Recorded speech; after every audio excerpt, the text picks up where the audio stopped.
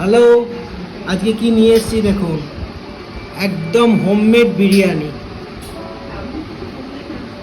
দেখুন আলু একদম নরম তুলতুলে আলু, বিরিয়ানিতে চিকেন, আহা হা হা, একদম উইংস পিস, একদম উইংস পিস।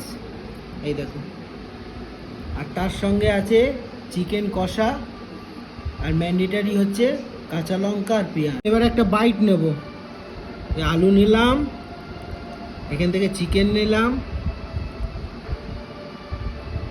আর একটু গ্রেভি নিলাম, নিয়ে এই বিরিয়ানির ভাতটাকে নিলাম, নিয়ে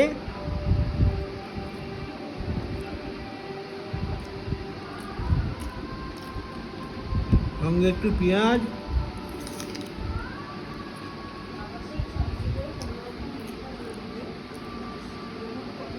আহা জমে গেল।